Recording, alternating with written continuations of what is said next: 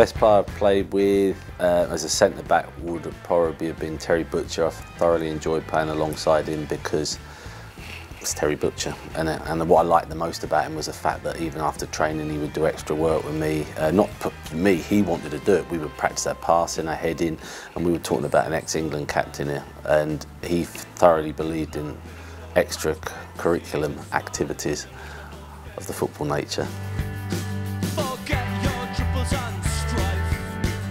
One that always springs to mind is the last game of the season at the Stadium of Light when we won the league with the 105 points. But there was a reason why there. It was because we'd won promotion and the league with so many games to go.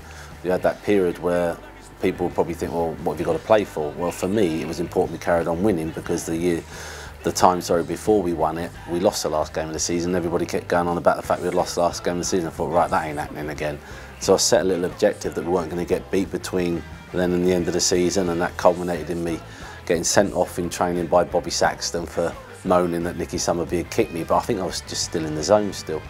And then when we were getting beat by Birmingham, we all had a bit of a moan at each other at half time, and I think come the end of the game when we'd won it, I felt then the job was done, and so that game itself gave me a lot of satisfaction, and for various reasons. Obviously the winning of the game, the winning of the league, getting a cup of tea off Audrey afterwards and watching everybody enjoy themselves, being able to go out on the pitch afterwards when everything had been set up to get the trophy with Peter Reid, and there's a lot of other little bits in that day that probably made that the most memorable game.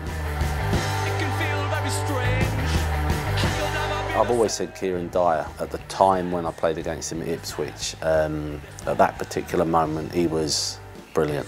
You know, he could run, he could play, he could score.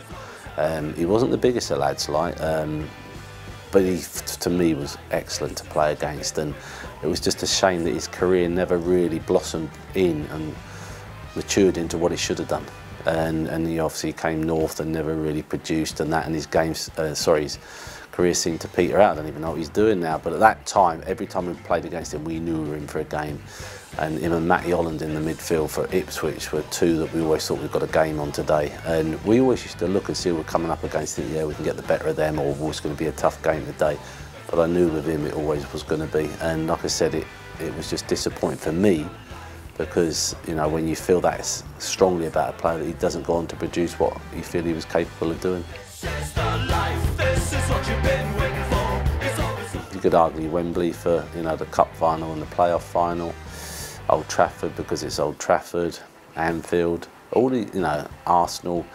But then I played there as a young player when I was at Portsmouth, but obviously not on the first team stuff, but in the FA Youth Cup. I don't think I could really pick one that made me go, that was the best. You know, there's other ones that have great atmospheres and that. I think that's too difficult a question, please. I do think maybe it's Wembley. I don't know. Maybe I'm just throwing that there, but it's a tough one, that.